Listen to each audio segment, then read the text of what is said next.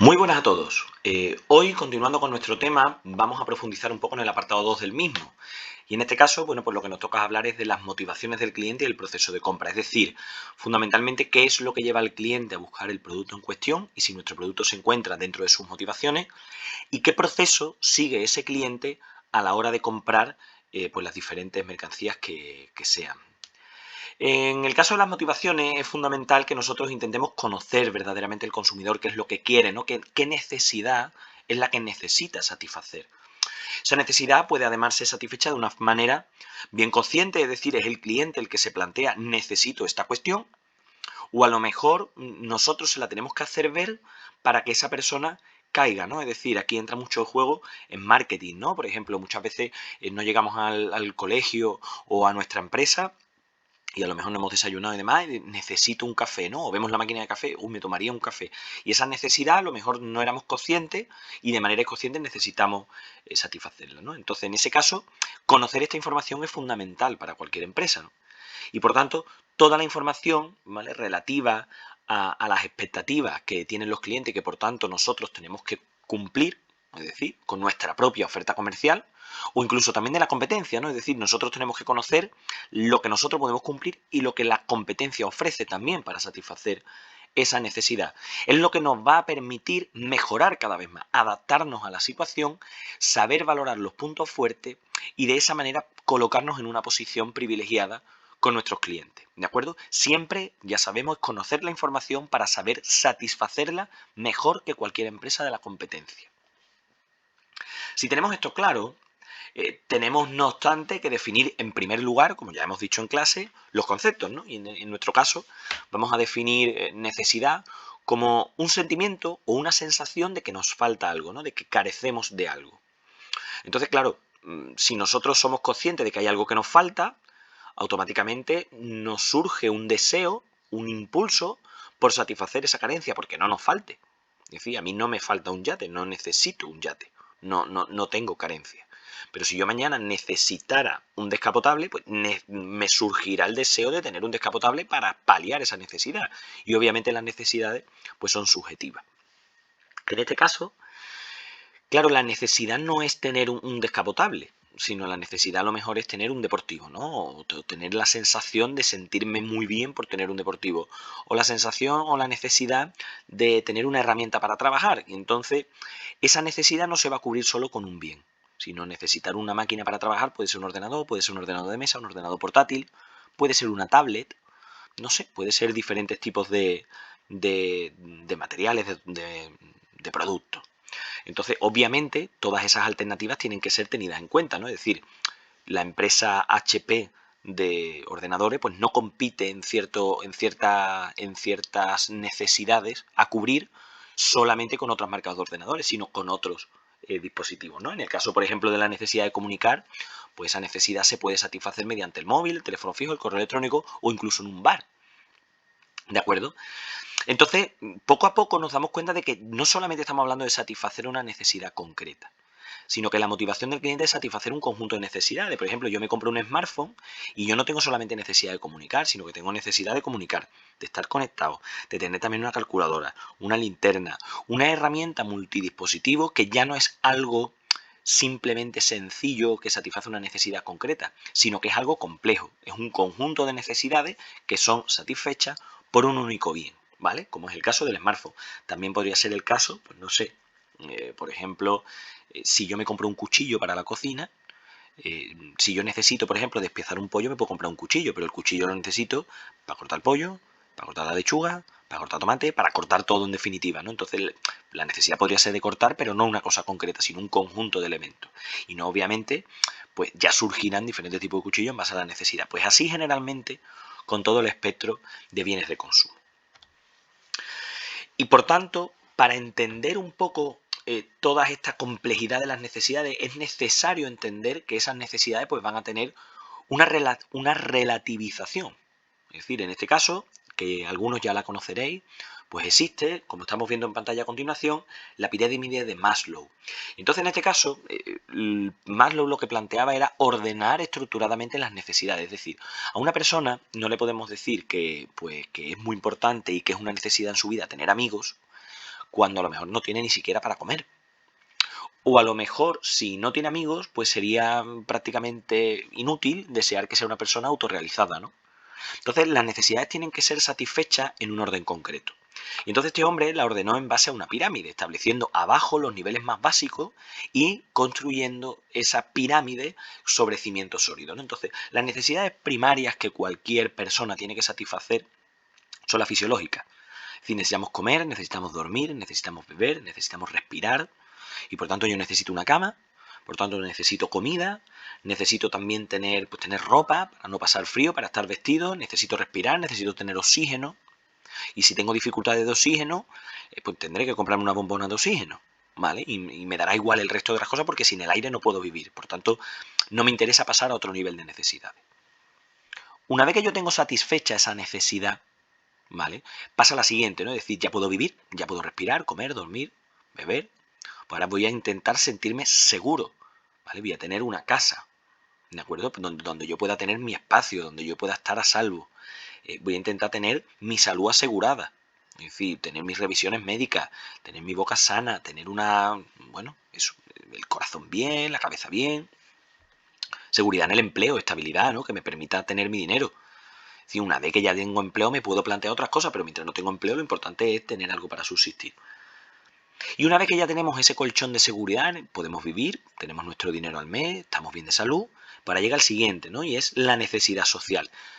El ser humano es un ser social por naturaleza y una vez que tenemos la posibilidad de vivir satisfecha, esa necesidad satisfecha, necesitamos socializar, que es una de las carencias que estamos teniendo pues en los momentos actuales, ¿no? Entonces necesitamos sentirnos miembros de un grupo, de nuestra familia, de nuestros amigos, mantener comunicación con personas que conocemos, a las que estimamos, incluso no que estimemos, sino simplemente nuestros vecinos, nuestros compañeros de trabajo, nuestros compañeros de clase, etcétera. Y una vez que ya nos sentimos parte de un grupo, lo siguiente es sentirnos estimados. Es decir, primero estimados por nosotros mismos, querernos a nosotros mismos, sentirnos bien con nosotros, con nuestro cuerpo, con nuestra vida, con nuestra forma de ser, sentir que los que nos rodean nos tienen respeto, no que nos temen, sino que nos tienen en cuenta, que nuestra opinión es escuchada, que se nos escucha, reconocimiento laboral, ¿no? Es decir, ya no me fundamento en tener trabajo, sino en estar bien en mi trabajo, en que mi trabajo sea reconocido, etcétera. Y por último, una vez que ya tenemos eso, ya por último llega la necesidad de autorrealización, sentirnos en esa plenitud física, moral o espiritual, ¿no? Es decir, en el cenit de cualquier persona, en el punto álgido, en el que siento que mi vida tiene auténtico sentido. Continuando entonces, es importante también destacar que cuando nosotros atendemos nuestras propias necesidades, es cierto que todos los consumidores no actúan de una misma manera, sino que actuamos en base a una serie de factores que pueden ser diversos y múltiples. Y entonces existirán una serie de razones, ¿vale?, que van de alguna manera hiladas a las decisiones de consumo y va a determinar pues que no existan dos clientes idénticos a la hora de consumir, ¿de acuerdo? Entonces es importante que, aunque podamos establecer patrones de consumo, es necesario que esos patrones estén diferenciados en base a los diferentes criterios de los clientes, ¿no? Y entonces esa diferenciación a la hora de hacer una oferta para atender los diferentes segmentos de población lo vamos a llamar, como dice la palabra, segmentación de mercados, ¿no? Es una manera que nosotros tenemos de diferenciar nuestro producto en base al público objetivo, ¿no?, que es un concepto que ya hemos trabajado. Continuando y profundizando en esos factores que nos llevan a segmentar, pues existen en base a tres categorías. Los factores que nos van a influir y que van a hacer que el cliente se comporte de una manera diferente y por tanto nosotros podamos distinguir a la hora de dirigir nuestro producto pueden ser personales, psicológicos o culturales sociales. Cuando hablamos de factores personales nos estamos refiriendo a factores tipo la edad, ¿no? No es lo mismo vender a chavales de 18 años que a personas de 65. Hablamos del sexo, no es lo mismo, por ejemplo, en ropa, mujer que hombre. Del estado civil, soltero, casado o viudo, ¿no? Es decir, no es lo mismo vender a una persona que vive soltera, porque tendrá una serie de prioridades, que una persona casada, incluso una persona casada con hijos, ¿de acuerdo? Que es lo mismo que una persona viuda. El caso del nivel socioeconómico, sobre todo si vamos a tener un producto con diferenciación por renta, en el que nosotros intentemos vender a rentas altas o a rentas bajas o a rentas medias. Y también el nivel cultural, ¿no? Obviamente nosotros podemos diferenciar nuestra oferta en base a ese factor, ¿no? No solamente a todo lo que hemos dicho anteriormente, sino también a los conocimientos de esa persona, a la madurez que demuestre, etcétera. Cuando hablamos de los factores psicológicos, pues obviamente está la motivación, ¿no? La motivación es fundamental. La motivación que tenga la persona, si la motivación viene dada por una necesidad imperante, es decir, la persona necesita urgentemente eso, o si la motivación es que la persona quiere comprarlo por gusto, eso influye mucho y lo tenemos que tener en cuenta como un factor. En el caso de la percepción que tenga el producto. Si tiene una percepción como por ejemplo una marca buena porque da caché, ¿no? Y entonces ese factor influye. Si la persona siente que llevando este polo de esta determinada marca es mejor, eso es un factor también a tener en cuenta y podemos sacarle más rendimiento a la marca. La personalidad, no es lo mismo, como ya hemos visto en los tipos de cliente, una persona tímida que una persona autoritaria. Tampoco me voy a enrollar más en esto. En el caso del aprendizaje, hay muchas veces productos que necesitan aprender para su consumo. Por ejemplo, si yo me compro una cámara de fotografía y me compro una cámara de fotografía tipo básico, pues tiene su modo automático, no tengo problema. Pero si me compro una profesional que necesito conocer los modos tal, el cliente necesita saber cómo manejar esa cámara. Entonces eso es necesario trabajarlo. Y por último, las creencias. Las creencias también es fundamental porque puede influir también a la hora de elegir ciertos productos. Y por último, con las culturales sociales, entrarían pues la familia, que es un factor fundamental a la hora de estas cuestiones, tanto la propia como la ascendente como la descendente, el entorno que nos rodea, porque yo a lo mejor puedo vestir de una determinada manera en base al entorno en el que me muevo, los grupos sociales, que puede ser parecido al entorno, no tiene por qué, porque el grupo social, si yo estoy trabajando, pues eso me va a hacer que yo vista a lo mejor de una determinada manera, que si no estuviera trabajando, por ejemplo, y el rol que desempeño en mi vida. Pero eso ya es un factor mucho más profundo y mucho más complejo de conocer. Una vez que tenemos claras cuáles son los factores determinantes, pues tenemos que pasar a conocer cuál es el proceso de decisión de compra del cliente, ¿no? Y en este caso, ese proceso pasa por 5 etapas que van a ir sucesivas.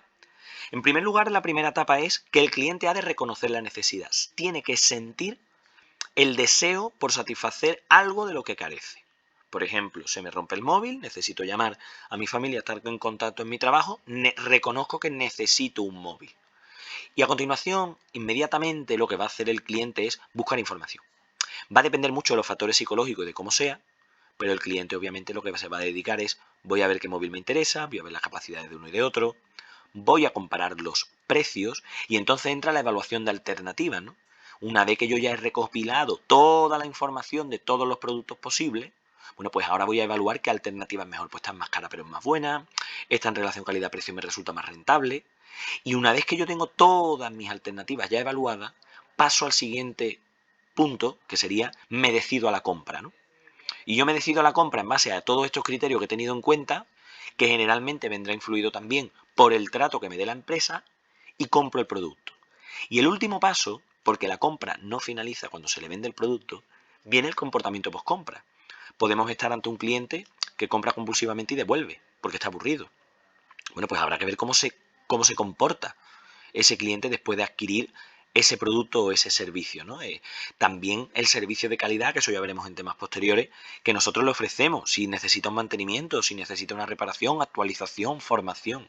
Todo ese comportamiento que va parejo a la compra y que tiene que ir posteriormente a ella, iría incluido en este quinto punto del proceso.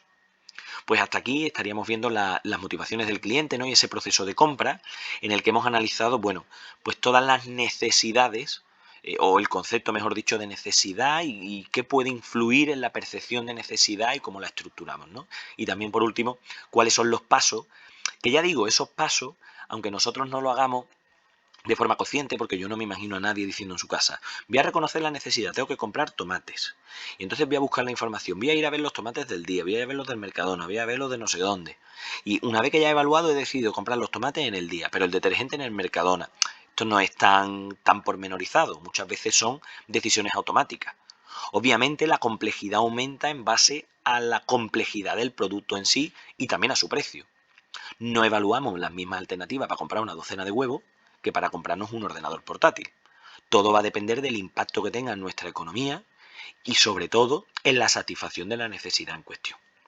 Y una vez que tenemos claro todo este proceso de decisión, pues ya podemos continuar, ¿no? y establecer nuestro departamento de atención al cliente, que será lo que veamos en el próximo vídeo. Muchas gracias a todos por estar atentos y hasta la próxima.